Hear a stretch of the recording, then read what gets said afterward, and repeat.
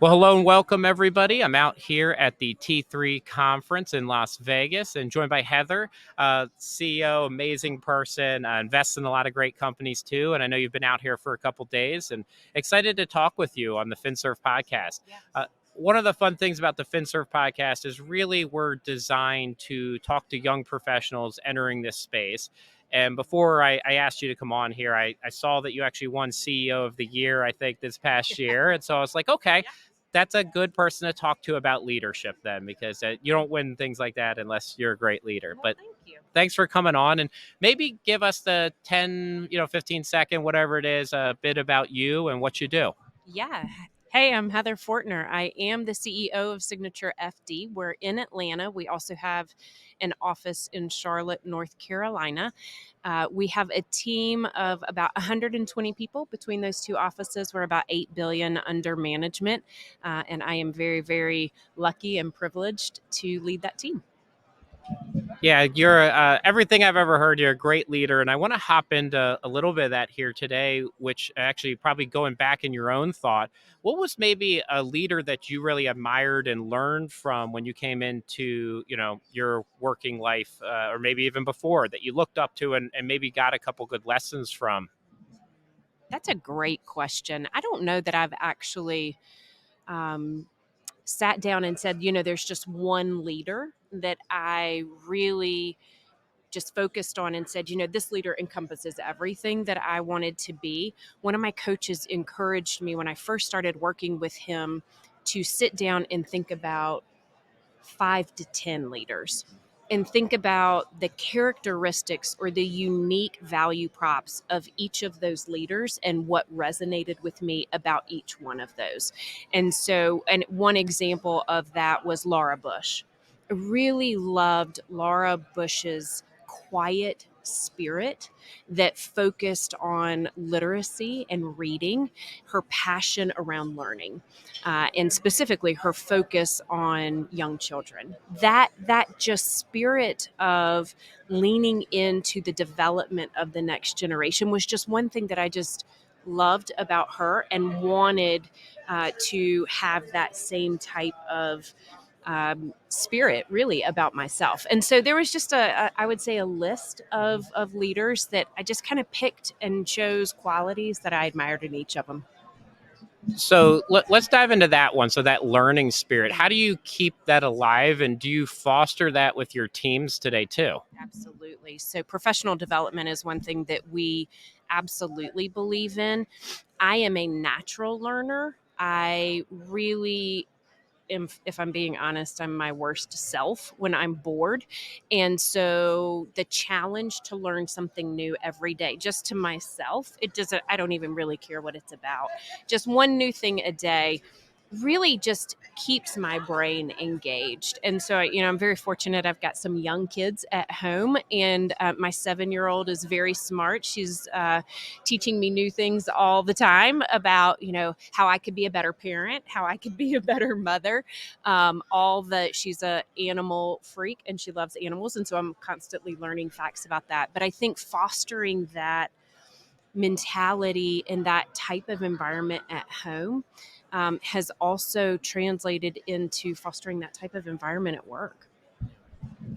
I love animals too, and I found out recently that camels can swim really well. And so then this is the weird part of my thought. It's like there was some point when probably a shark saw a camel swimming, and like, what in the world is this thing swimming around here right now? So I don't know, that sounds strange, but that's where my mind went when I found out that camels could swim.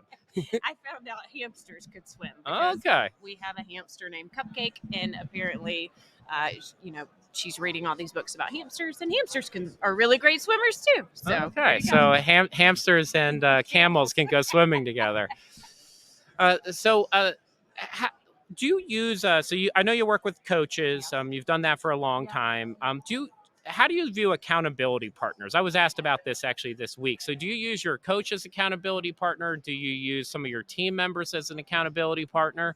Yeah, I think about accountability partners, I would say more from the coaching aspect, because I personally want to be held accountable by people who have been there, done that, had the experience, have the training, and can push me to be better. I don't want to be held accountable just to status quo.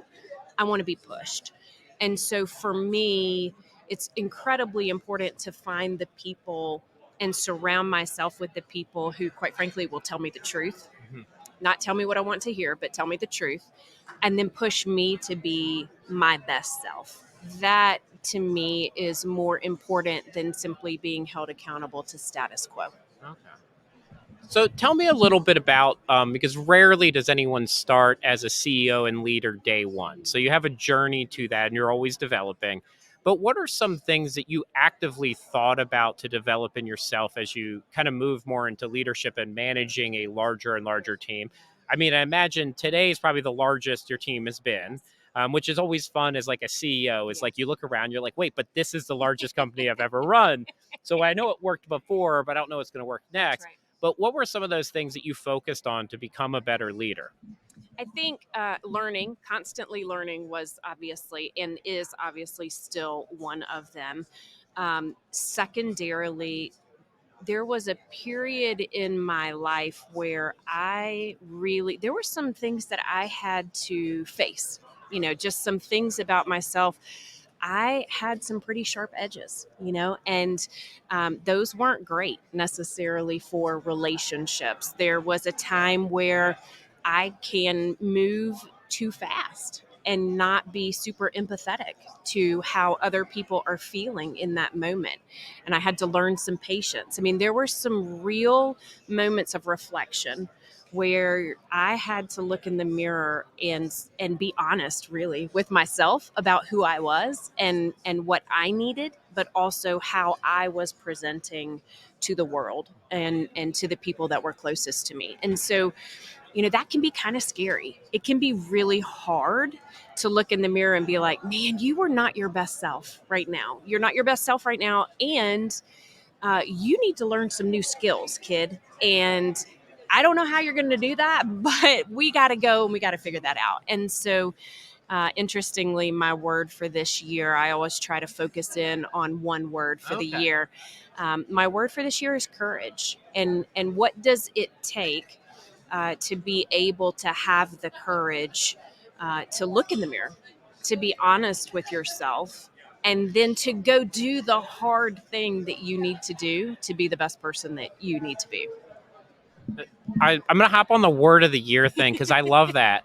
And I've probably heard it before, but it didn't resonate a lot with me till last week. And one of the dads that was on the trip with me, they do that as a family Yeah. and they pick a word as a family. And then I thought the other fun part they did is they actually turned it into a mascot.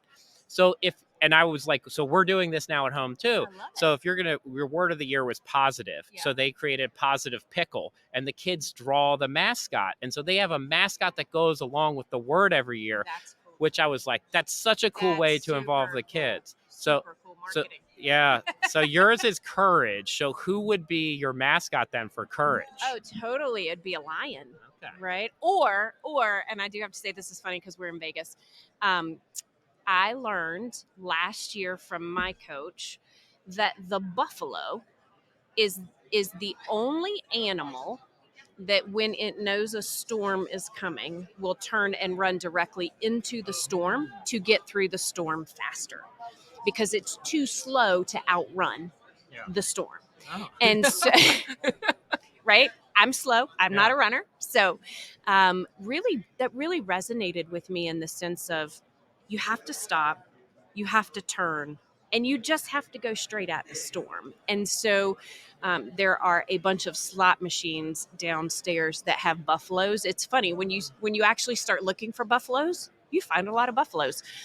So I lost $1 on the buffalo slot machine. I am not a gambler, but interestingly enough, I think it would either have to be, the courageous lion or the big old buffalo. I know which slot machine. I can picture the one with the big buffalo Buffalo on it. Yeah. Gold, Buffalo Ascension, Buffalo Strike. I was like, what's up with the buffaloes? Yeah. Well, Samantha Allen, who worked on my team before, she has a really cool buffalo marketing story too, where they like released buffaloes in Chicago or whatever to drive up attention around this company. And so it was like Find Your Buffalo, which is that like the buffaloes had nothing to do with the company, right? But it just drew all this attention. And yeah, it was super interesting. They're very mean. Yeah, they're not nice. No. They can grow very affectionate towards people, though. There's some crazy stories about those. This buffalo. So my uncle's a farrier, and he one of the farms he had, the guy died. Like the farmer died in the field, and the buffalo actually like got him up on his neck and carried him all the way back up to the farmhouse. And so like animals, we talk about animal instincts. It's really amazing. Yeah. So that's where we've now renamed today's episode to Animal Instincts because we've talked about buffaloes, hamsters, camels, a little bit about a lion. You've got the e-money pigs that are going home in the bag. You got to So, to take home to the girls. so those are pretty cool. I also heard, and we'll tie this into leadership because I'd love your perspective on this. Somebody told me recently that, wolf packs, that the leader actually doesn't lead from the front. They actually lead from the middle, right? Which you probably heard before. And so how do you view leadership in that sense? Like, are you somebody who leads from inside the team, out in front of the team, from behind the team? Because actually you can come up with analogies where people do all of those, but where do you see your own form of leadership? Yeah, I don't necessarily think about position when I'm thinking about leadership. I do often say to people that I know are running into a storm, I know this is going to take a lot of courage. I'm proud of you for having that courage, and I'm right here behind you. Like, I am here, I am the stopgap. If you get pushed a little bit, don't worry. Like, I'm going to be right here behind you. But this is something that you need to do. This is your growth moment.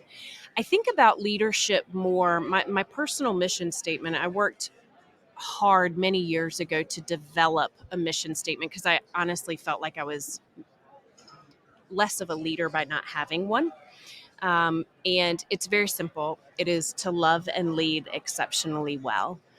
And I was at church one day, and my pastor said, there are some people who lead by loving, and there are some people who love by leading. And I thought that was that has stuck with me. And I think there are also people that you are leading who need to experience leadership in a different way in order for it to be impactful. And so I think for leaders, the ability to pivot, the ability to be flexible of, does your team need you in the front at this moment? Do they need you running into the storm first? Or do they need to learn that they have what they need to move into the storm first, but just to know that you're right there behind them in the middle, ready to catch them if something happens? Or do they need you in the back, pushing them forward, telling them that they can do it, believing in them? Do they need to be loved in that moment, or do they need you to stand strong and lead from the front? I think the best leaders that I have seen are able to understand individuals. They're able to understand people's needs. They're able to understand the organizational structure and pivot to the correct place um, to do whatever needs to be done. I love that. I love your personal mission statement too. It's a really beautiful one. You mentioned to me earlier a little bit of this. As a leader, you can't just run off ahead too, right? So you probably shouldn't be the buffalo that just takes off by himself and herself and just ends up out in the field alone, right? You've got to bring everybody else along. And I think you said, you got to bring everyone, not just 3 or 4 people. I So what are some techniques that you have found that help with that? Just on bringing the whole team along, not just running out and hoping everybody can keep up with you. Yeah, it's really hard as a person who wants to go fast, right? Someone who, I just want to move quickly and I want to get a bunch of things done. And I believe in the vision and I believe in the mission. And I just think everybody is going to be super excited about it too. And honestly, when you feel that way, there's probably a lack of empathy occurring within you because you're not understanding where everyone else is coming from. And so for me, there is there's almost like an emotional pulse of the organization. And I talk about this a lot when we're thinking about change management. Organizations do go through lots of change, growth, downturns, technology, processes, people change, all those things. Understanding where your organization is in being able to swallow that change, how much change, right, can your people, can your organization handle at any given time? And there's several tools you can use, right? You can talk to people. I have a series of coffees that I set up time to just be with people, and they sign up and we have these chats. There's surveys that you can do. You lean into your leadership team as they're having conversations. You lean into coaching, but understanding the nuance of pushing versus exciting people and helping them see the vision of how we're all going to be better and how we're going to be able to make impact not only within our organization and our own families, but within the community. That aligning to the vision is incredibly important. So you mentioned change management, and one of the interesting things I've seen working at a couple different places, being a consultant, and probably also for working with a lot of young people in FinServ, is not that many places get good change management education, training, even just kind of talk about it very much, right? Like it, it's an interesting thing because it's super important, and almost every job and phase of life you go through requires some of it. What have you how have you invested back into that for the company, because you all have grown a lot, so you need to have some semblance of change management, whether you're actively thinking about it. But since you brought it up, it means you probably are using it, you have some process for it. How's that worked for you? Yeah. So there is a full paradigm model framework for change management that literally outlines, here are the different phases that people go through, that organizations go through. Here's how they experience change. And you can't just jump from phase 1 to phase 4. Like, you have to go through these phases. Now, my professional training happens to be in professional counseling, and so understanding that at an organizational level, but then also at an individual level. I've had professional training in understanding that, which has proved incredibly beneficial.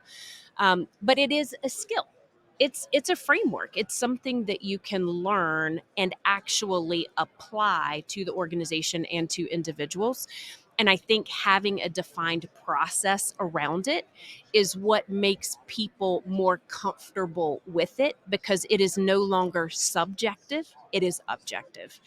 I also really like to identify the one thing that will be the most impactful thing, because you can do a lot of things and you can have a lot of busyness and time spent and make very little progress. So being sure that you are focused on what is the most impactful thing so that you can very quickly weed out the noise and prioritize appropriately, I think is incredibly important.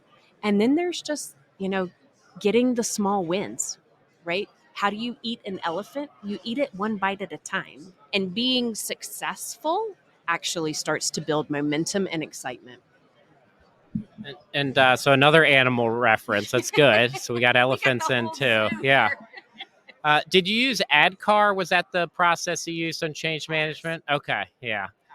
And so super interesting. And I started thinking recently, and I think this is a way maybe to some of the students that are listening probably have some change management taught if they're in a business school. But I actually started thinking about recently, like, should we take change management concepts and apply them in the financial planning process? So when you think about somebody retiring, it's literally a like if you took that as a project, it would be a change management project of going from preparing to retire to actually being retired, is that whole cycle of like the knowledge of it, accepting it, making decisions around it. So how do you all apply kind of and do you take any of those notions into the advice that you all are kind of delivering out to clients? Yeah, I think that is where the behavioral finance aspect comes into the entire financial process, which really is the construct of bringing people and the emotions that they experience and how they're affecting change as it relates to their financial world, into this planning process. And quite honestly, we as advisors, we can make the most technical, most beautiful financial design. And if a client can't emotionally get to the point where they can enact the pieces of that design, in my opinion, we failed as advisors, because ultimately that client is never going to be in a better place at the end of the day.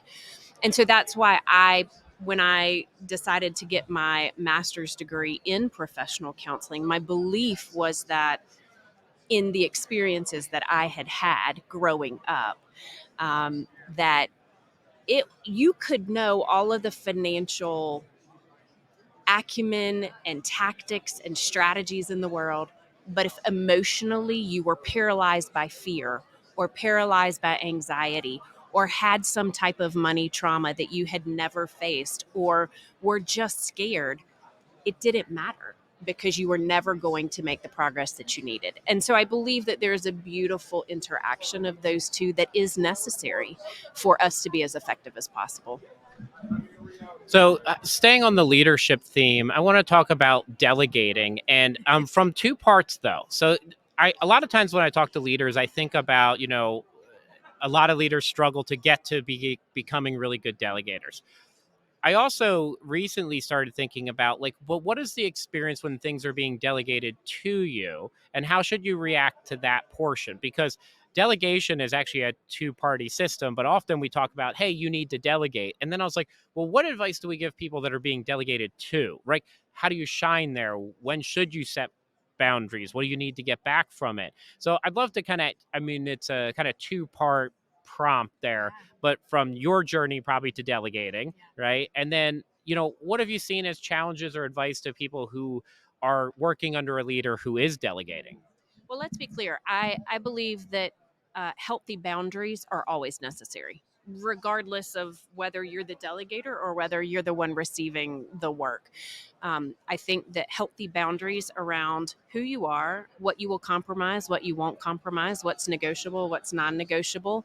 I think healthy boundaries and the ability to communicate boundaries in a way that is still with love and caring and respect. I think that's like a whole different critical skill set that not a lot of people have. And I think our world would be a whole lot better if everyone learned, the skill of setting boundaries with love. So that's one thing.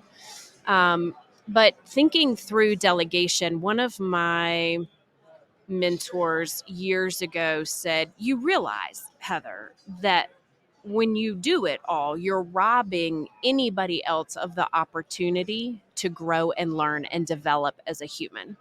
And if you go back to the original question you asked me, which is Laura Bush and the training and the leaning in and the learning and developing of the next generation, like that was totally against what I wanted to be and do. And so out of love, out of respect for the people in the room, I wanted them to learn and develop, but they have to have the opportunity. And if I'm doing all of it and not giving, like, that's on me. um, I think the second thing is just listen. I am not the smartest people in the room. I'm not the smartest person in the room. I'm just not. There are so many beautifully brilliant people on our team. I don't ever want to be the smartest person in the room, because quite frankly, then I don't learn anything, right? And if learning is one of my goals, I want to constantly be learning from others. And every person in the room has a unique ability that is not mine. And I want them to lean into that and become the expert in that ability. So, as a leader, the hard part isn't delegating. The hard part is helping that person identify what their unique value add is. What do you do that nobody else does? See it, harness it, and then find every opportunity for that thing and get that to them. Like that is your job as a leader. And I just find that super exciting because it's like a treasure find, right? Of like, oh my God, this person is so good. They are brilliant at this thing. Let's get everything over because it will be 1,000 times better when they are working on it than if I ever did it. Now, I think talking about like how impressive a team is that you put around you, obviously hiring and retaining talent becomes a really important part of that, and finding the right people. So, what are the things that you look for? How do you approach bringing in young talent when you're looking at somebody to say, hey, we want somebody to join our team, join our family? What are the things that you're looking for as a CEO and leader? Yeah, I love young talent. I love old talent. I just love people, if you can't tell. But when I'm thinking about people joining our organization, there are two things that I really think about. Um, my core belief has always been that you can teach people whether they're emotional intelligence skills, whether they're technical skills, whatever they may be. Like skills are things that you can package up, teach somebody, they can put in their toolbox and take with them. It is very, very difficult to teach morality, to teach integrity, to teach care of others, to teach empathy. And so at Signature FD, we have 6 core values that are all around growth and greatness and grit and grace, and generosity and gratitude. Those things at your core are very, very hard to teach. You can be reminded that those things need to be priority. But by the time you're early 20s, you probably are wired a certain way. And so we always take into account, hey, look, at your core, these are the values that matter to us. Everything else we can teach, right? But these values, they are core to our partnership. And if you don't adhere consistently to these values, our culture will weed you out. You will feel like you are in the wrong place because you will be incongruent internally. And so, really setting the stage, I mean, it's very similar to marriage, right? You have to be like minded. You have to find those core things in your life, faith, finances, all of those things that are just aligned, not the same, Yeah. but aligned. And then from there you rely on those core values to make decisions. Well, I love those core values. A couple years ago, maybe 3, 4 years ago, I did one of my little videos on what I termed the G3 Summit, which was play off of that obviously, but was grit, grace, and gratitude. Yes. And I know Dr. Preston Cherry, who's on our board at FinServ, also likes to talk about those three. But I think those three really resonate. That I love Dr. Angela Duckworth's research. So if you haven't read It her is book, phenomenal. yeah. So Her research on grit is unbelievable. If people have not read that book, they absolutely should. absolutely should. Say you saved us one edit there too. It was great. But yeah, so if anybody hasn't read that one, check that one out. It's a great resource. Yeah, and actually, there's a lot of research that shows the most successful leaders and business people they are able to demonstrate grit, Yes. which is a little bit different than just sometimes when people think about that, it's just like it's not just like pain tolerance, right? It's the ability to move forward with purpose, That's right. which That's is right. different than Resilience. yep. Yeah, so I love that one.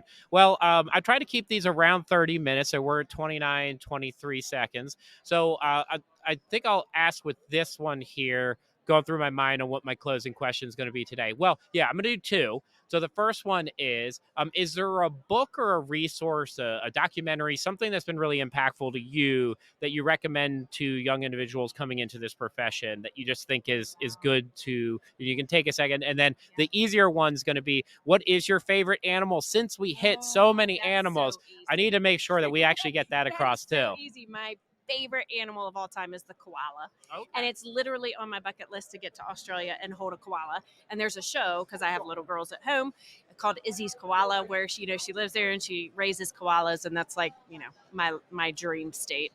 I think one of the most impactful books that I have read, specifically, I'm a huge fan of Dr. Brene Brown. Yeah. Dare to Lead Yeah. is, if you want to be a leader, it challenges you at your core around vulnerability, courage, truth, those types of things. And, I really think that I don't know how leaders expect people that work for them to do and be emotionally intelligent if they aren't themselves. So I would suggest you all get started with yourself first, and lead the way on that type of work.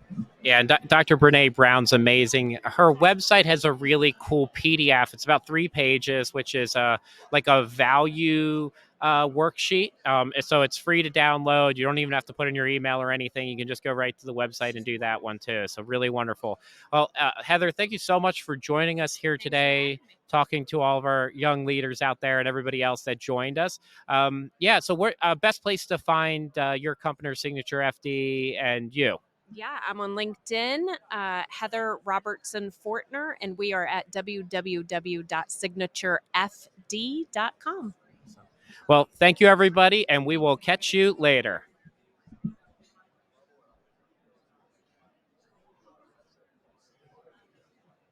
All right. Sometimes it takes a minute to log